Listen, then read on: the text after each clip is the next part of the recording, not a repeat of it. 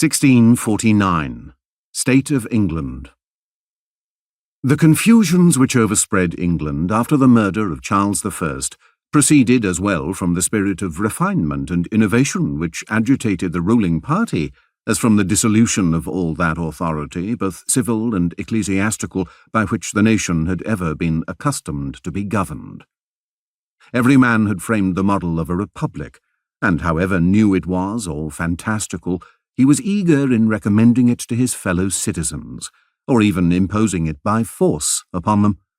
Every man had adjusted a system of religion, which, being derived from no traditional authority, was peculiar to himself, and being founded on supposed inspiration, not on any principles of human reason, had no means, besides cant and low rhetoric, by which it could recommend itself to others. The levellers insisted on an equal distribution of power and property, and disclaimed all dependence and subordination. The millenarians, or Fifth Monarchy men, required that government itself should be abolished and all human powers be laid in the dust, in order to pave the way for the dominion of Christ, whose second coming they suddenly expected.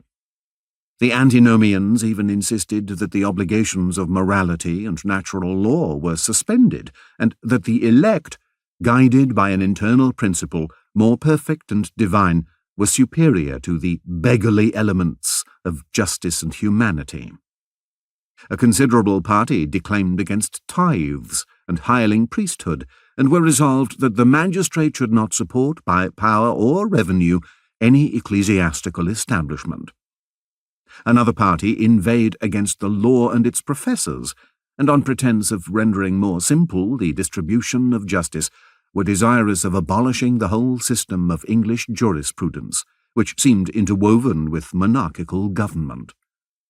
Even those among the Republicans who adopted not such extravagancies were so intoxicated with their saintly character that they supposed themselves possessed of peculiar privileges, and all professions, oaths, laws, and engagements had, in a great measure, lost their influence over them.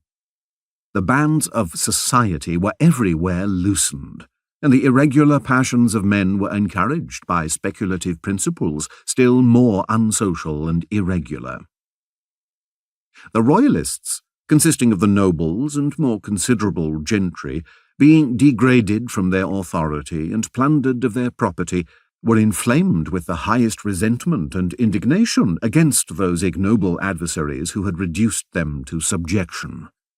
The Presbyterians, whose credit had first supported the arms of the Parliament, were enraged to find that by the treachery or superior cunning of their associates, the fruits of all their successful labours were ravished from them. The former party, from inclination and principle, zealously attached themselves to the son of their unfortunate monarch, whose memory they respected and whose tragical death they deplored. The latter cast their eye towards the same object, but they had still many prejudices to overcome, many fears and jealousies to be allayed ere they could cordially entertain thoughts of restoring the family which they had so grievously offended, and whose principles they regarded with such violent abhorrence. The only solid support of the Republican Independent faction, which, though it formed so small a part of the nation, had violently usurped the government of the whole, was a numerous army of near 50,000 men.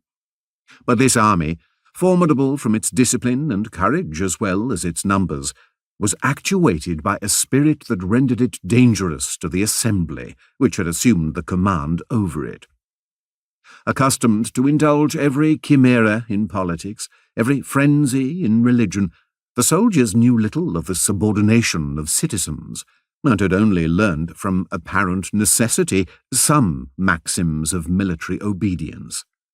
And while they still maintained that all those enormous violations of law and equity of which they had been guilty were justified by the success with which Providence had blessed them, they were ready to break out into any new disorder wherever they had the prospect of a like sanction and authority.